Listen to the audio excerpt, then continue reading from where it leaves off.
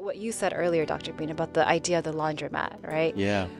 Is having books available in the home, Mm-hmm. including places like the bathroom, Mm. because kids spend a lot of time there. And so I am not lying. I have a bookshelf.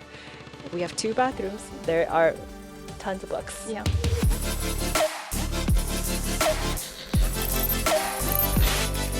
Future Current with Dr. Stephen Bean.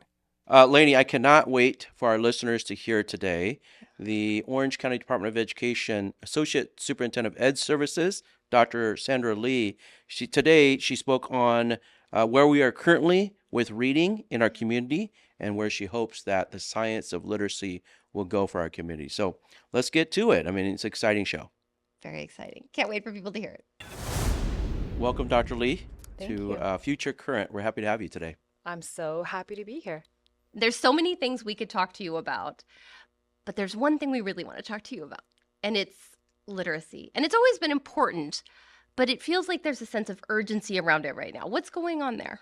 Yeah, Lainey, that is such an important question that you're asking. And I think the reason why we are feeling this sense of urgency around literacy and data is, well, quite frankly, what the data is telling us, it's not a pretty picture.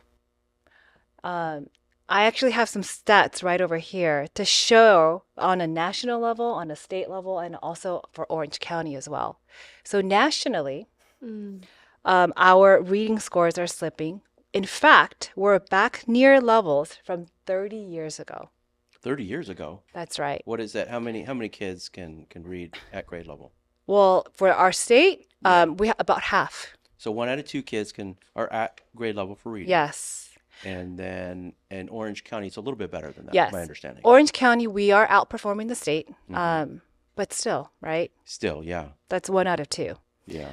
For California, like we said, we have about less than half of the students who are reading, and we rank 33rd when it comes to 4th grade reading proficiency. Across the nation? Across California the as a state? Yes, Okay. that's why 4th grade, we have comparable state data. Okay. Right. And for the county, for Orange County, our state average, our average is better than the state, but like you said, Dr. Bean, that's still leaving far too many students behind.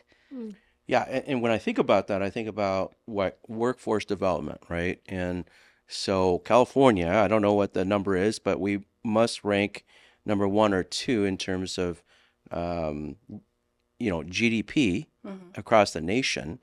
And so you have big industries like the Silicon Valley, and you have big businesses down here in Orange County. And so if we're going to continue building the workforce, we need to hire students that are literate.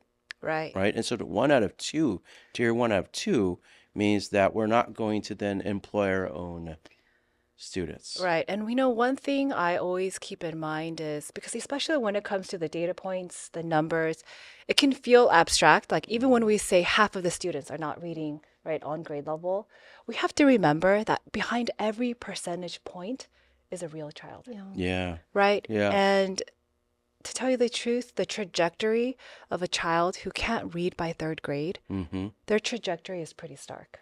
That's actually an interesting perspective, because if we have 400, including all of our LEAs, which are local education agencies. Right. So we have 28 districts and we have multiple charters over 40. It makes up about 450,000 students.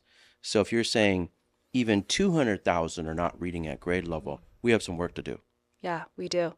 Especially by 3rd grade. There's so much research around that change because by 3rd grade, the nature of school changes. It does. You have that shift of learning to read to then now reading to learn. And of course, as a reader beyond 3rd grade, you are still developing those skills as a reader. However, by 3rd grade, when the emphasis and that shift is more about reading to learn content, right?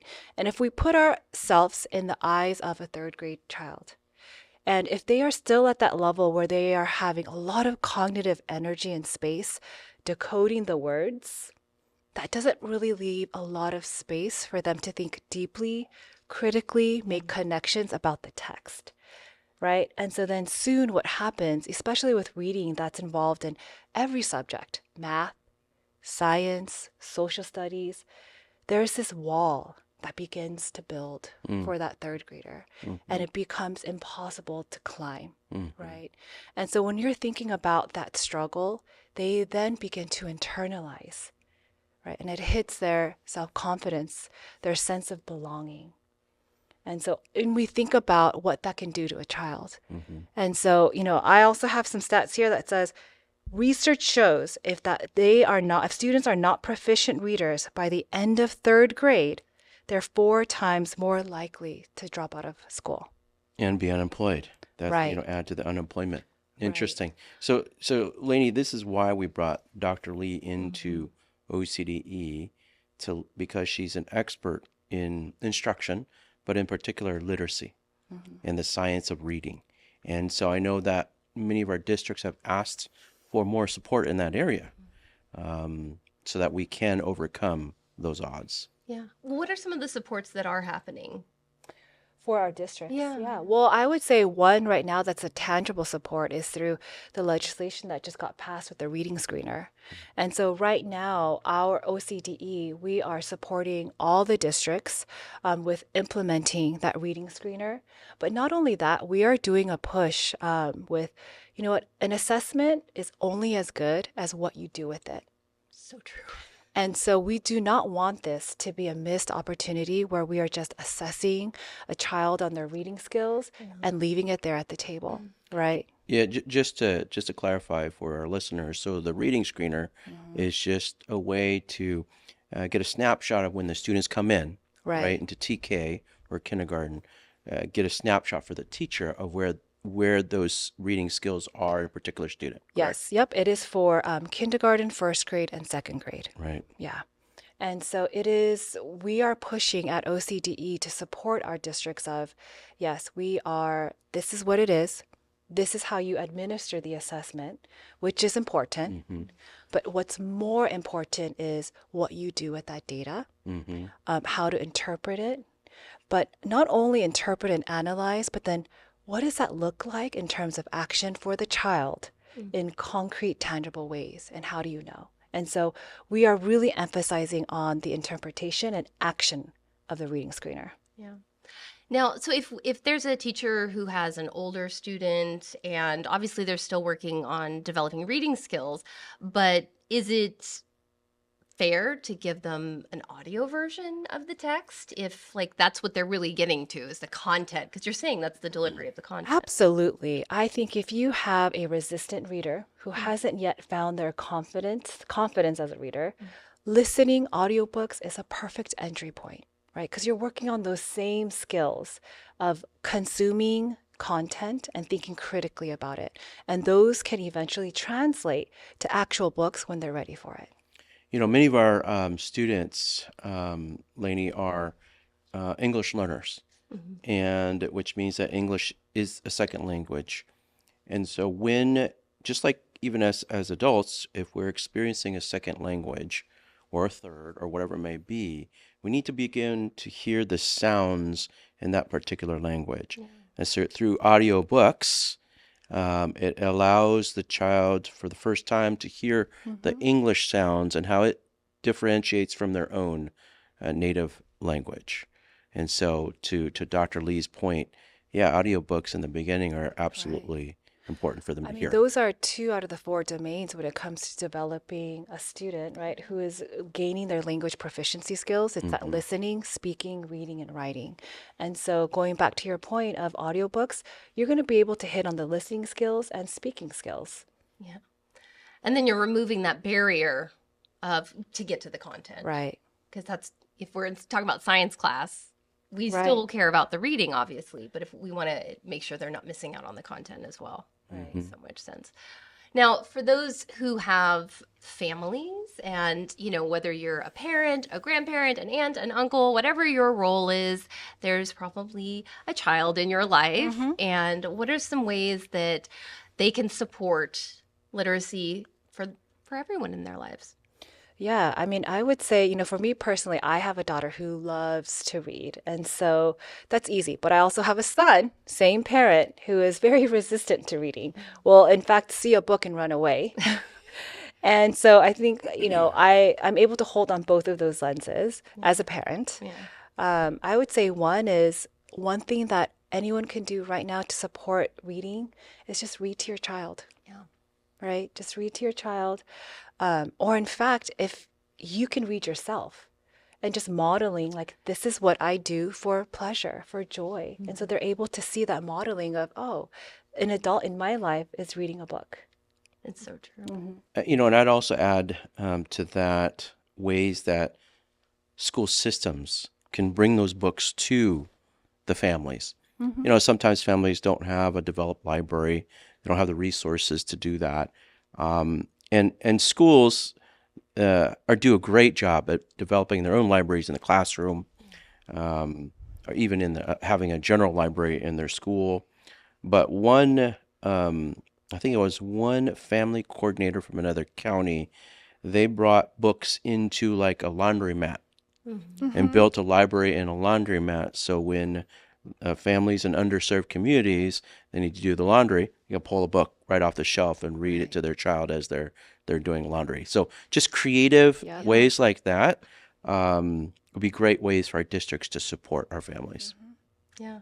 And we were talking about the digital books earlier. One of the things, I have re-fallen in love with my local library, and it's so amazing that we can get these books for free in both print and digital, audio as well. So there are resources out there, and I love the going the extra mile of putting the books in the laundry facility, in the apartment complex. I've seen that too. So that's really making it so removing another barrier. So I do have a question for Dr. Lee. So Dr. Lee, we always see in education this pendulum shift from, how we approach reading. Can you just share some of those ways that we approach reading and where are we at right now currently? Yeah, so over the years, the reading world has been very controversial, to say the least. And, we've seen this shift of like, this is the best way to approach teaching reading, which is like one example is the whole word method, right? Then you have this other pendulum swing, which that's where we're living in right now, is which we refer to the science of reading. But really what that is speaking to, it's teaching students how to read through a systematic way, leaning into I don't want to get too technical, but for our readers, but just there is a systematic way to teach our students how to read, beginning with the sounds, and there is a pattern. Yeah, so I know like some of it was like whole language approach versus phonics, and you're saying like phonics is a part of the process behind science of reading, and so even eventually you get to the point where it's whole language as well, right? Yeah, I remember I have 4 kids, and my late wife would go through a systemized book with them, a lesson every day where they would, look at chunks. And is that kind of what you're saying with reading? Is like explicit lessons that scaffold or build on each other? Yes, it's for example, sound spelling that they are ready for next. So, for example, you wouldn't teach a beginning reader the vowel patterns, right? You would first begin with identifying letters first, identifying their sounds, and then moving up. Got it.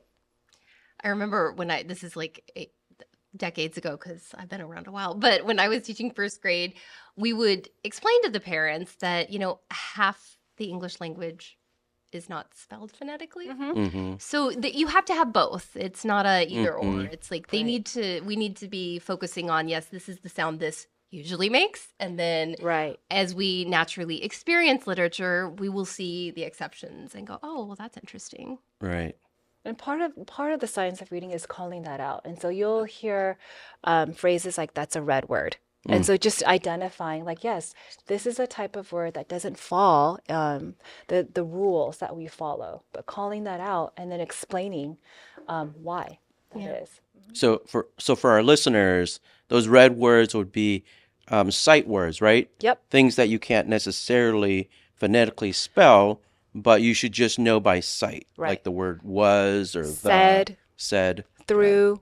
Yeah, it's really tough if you're trying to stretch out a word that, Yeah. that's what we used to say, stretch out the Yes, word. but And it's it's like, it doesn't work. it's a complex thing to teach a child how to read, but it is doable, right? And so even with my son who's 5, he'll as we're reading, he'll come across and he'll be like, "That's a red word," and so that's signaling to him, I can't lean on to my sound pattern knowledge. I know this is something that doesn't follow the rule, right? So what are we doing at the County Department of Education in terms of supporting our districts other than the screener? But what's your vision to support our districts through the science of reading? Yeah, I think the vision is we need to first lean on to data Mm-hmm. when it comes to teaching our students how to read. We cannot assume that they have X amount of knowledge. We have to know in order to pinpoint. It's very much like how a doctor approaches a patient that Mm-hmm. says, "I'm feeling sick," right? And we're not going to blindly just guess how to treat this patient, right? It's the same process for our students. It's we first have to, okay, here's an assessment. Let's see where it is, and then from there, help the treatment plan. Mm-hmm. Or in this case, in a school setting, right? This is what you need. This is what you're ready for. Mm-hmm. And I think also mindset too. I don't know if you were able to notice that, but instead of saying they can't do this, they can't identify the sounds. Mm-hmm. They can't identify ing or apostrophe s, but it's more of they're ready. They're ready for this, right? And I think even just having that mindset really does change just everyone's attitude around teaching reading. Now, it's interesting you say that. From personal experience, I had difficulties with reading in the beginning because quite often I had teachers that said, well, because he's disabled, he can't do that. So they would pull me out of classroom where actually I should be developing the language in the classroom with my peers, right? So that whole shift in mindset from a deficit perspective of me as a disabled second language learner to a Asset based. asset-based perspective. Yeah. I'm glad you said that out loud. Yeah, and I appreciate when you said earlier the doctor diagnosing, like when we do these assessments, that's the early detection, Yes. right? Trying to catch it early. We have kids that come into kindergarten with all different backgrounds. Some of them have been in preschool for years. Right. Yeah, yeah. And they're coming in reading, and then we have other kids who haven't had those same opportunities. Right. What else do we need to know about literacy going on right now? Whether it's for a family member or an educator listening, what else do we need to know? You know, I think the number one thing that I think would be really advantageous to always hold on to during this time of, what we call reading wars, is sometimes like we make it so complicated. Yeah. Right. And I think there's great intent around that because we know the stakes are high. But oftentimes, sometimes when it gets just so complicated, it almost paralyzes us to then not do anything. Yeah. Right? Because we know what's at stake here. But I think just to simplify, right, and to put everyone at ease, if you had to hold on to one thing to support a child, a student, it's just to, model and instill that love of reading. And just question yourself, what can I do today to instill a greater love for reading for this child, for this student? And I think if you hold on to that as your home base, you can't go wrong, right? And so if we can instill that love for reading, that is the greatest gift that we can give to a child. Because on their own, they are going to then open up, right, based on that love for them to read on their own. And I'll piggyback on what Dr. Lee said. I mean, even just the whole idea that this is like, we're approaching this as the science of reading Right. can be very intimidating because Right. that alone sounds like it's something deep that we need to, wrap our heads around. Right. But in fact, and you correct me if I'm wrong, but research is that if a kid can just be in front of a book for 20 to 30 minutes a day, whether they're listening or reading or the parents reading it to them, and you do that every single day, they're going to build the love of reading. Yep. right? Yeah. I mean, with that, there's so many other layers as well of then it's more vocabulary, Mm-hmm. more schema, or other words, just like learning about the world, Yeah. right? And Yeah. so there's so many other benefits that come to that. And it doesn't require an adult next to you, Mm-hmm. Yeah. right? And so if we can just give them that love for reading, it's going to be their own fuel.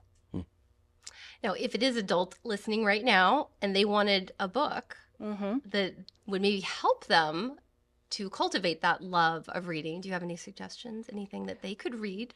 Yes, I mean, one book that is pretty dusty and torn and worn out is a book called The Read Aloud Handbook by Jim Trelease, and I know that's a book that you know as I well. love that book. Yeah, I've Wait, gifted that book to a what lot is of it people. called? Read aloud? The Read Aloud Handbook. The Read Aloud Handbook. Yes, and it is such a simple and great read for parents, grandparents, a teacher. I mean, the audience is broad. It is very tangible. And I would say one of the big, I mean, I took so many nuggets from it. I don't know if you did too, I but did. one big nugget that I took away was, try to make books accessible, like very similar to what you said earlier, Dr. Bean, about the idea of the laundromat, right? Yeah. Is having books available in the home, Mm-hmm. including places like the bathroom, Mm. because kids spend a lot of time there. And so I am not lying. I have a bookshelf. We have two bathrooms. There are tons of books. Yeah. And I may tell you, they are reading that book, right? So it's just finding opportunities for them to read books and give them access. And I think also finding books of their interest. Yes, Right. absolutely. And so Absolutely. if a child is interested in something, then let's promote that, cultivate that. That's probably the greatest tangible way to go about this is, like I mentioned earlier, my son is very resistant to reading. And so for me, I'm trying to narrow down what is his entry point, his interest in books, and he loves anything that has wheels. So and he has a lot of knowledge around that, right? So he has a lot of knowledge, a lot of interest.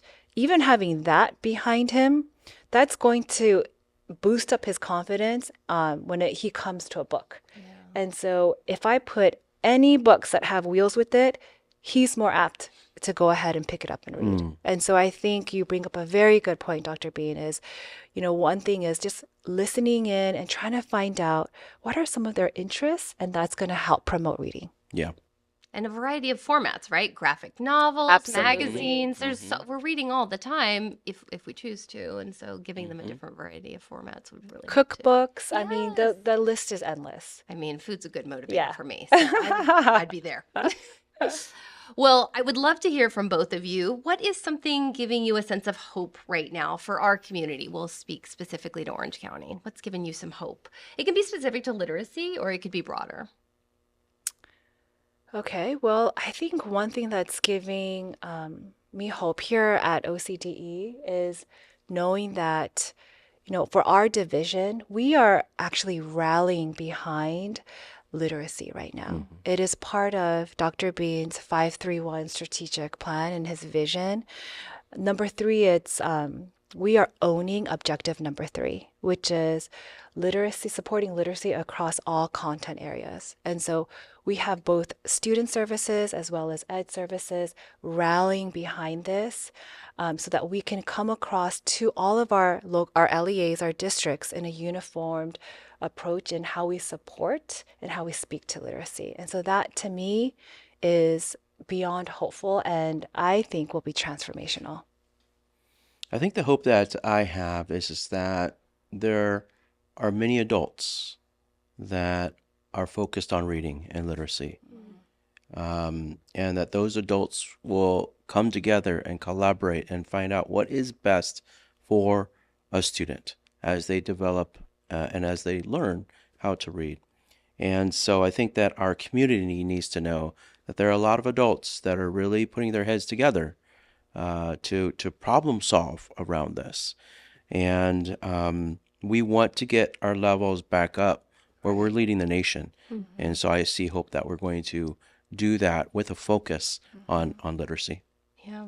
I'll just add, I've seen something new in my neighborhood more recent years is the lending libraries just popping up on corners of streets where you Take a just book. take a book, give a book if you can, Yep. take a book. And so I think if we can give more access, it's definitely going to make a huge impact in the work that you're doing, Dr. Bean. So where can people get in touch with you if they have other questions? So I would welcome that. I mean, there's two platforms. It's either our OCDE website or, listeners can email me directly. wait, are you going to give out your email? I address, like, am. right I here? am. And I hope as I do, people will actually take me up on that. My email, should I just say it out loud? Say it. Please. SHLEE, so that's SHLEE at OCDE.us. Beautiful. Well, that's very kind of you to share that. And I'm sure people will be taking you up on that because people have questions. I hope they do. And we are all here to help make sure that that all of our kids leaving school are literate. That's Right. such a priority.